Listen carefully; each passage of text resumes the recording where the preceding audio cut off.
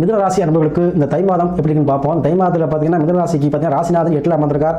So வெளிநாட்டு பயணம், வெளிநாட்டு வேலை, வெளிநாட்டில் வேலை பார்க்கக்கூடியவங்க, பூர்வீக சொத்து வாங்க நினைக்கிறவங்க, தாத்தா வழி சொத்து வேணும்னு நினைக்கிறவங்க, பங்காளி சண்டை அதாவது சகோதர வழி உறவில் வந்து பிரச்சனை சொல்லக்கூடியவங்களுக்கெல்லாம் இந்த மாதம் அதிலிருந்து சுமூகமாக தீர்வு கிடைக்க போது. அது உங்களுக்கு சாதகமான தீர்ப்பாக அமைய போது. மாமவழி பிரச்சனை, மாமவழி உறவில் உள்ள சிக்கல்லாம் தீரக்கூடிய மாதமாக இருக்கும்.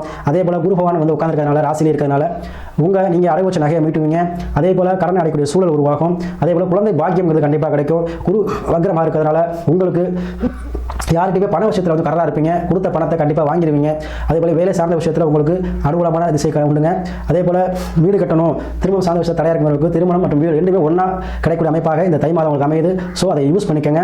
இந்த மாதம் உங்களுக்கு வந்து ராசி 8ல் அந்த திடீர் அதிர்ஷ்டம், திடீர் யோகம் கண்டிப்பாக உங்களுக்கு ஏற்படும். 8ஆம் பாவம் சொல்றதுனால உங்களுக்கு கண்டிப்பாக பூர்வ வழி சொத்து கிடைக்கக்கூடிய மாதமாக இருக்கும். ஸோ கண்டிப்பாக நீங்கள் ட்ரை பண்ணுங்கள். கோர்ட்டு கேஸ் பிரச்சனை உங்களுக்கு சாதகமாக இருக்கக்கூடிய மாதமாக இந்த மாதம் அமைந்திருக்கு.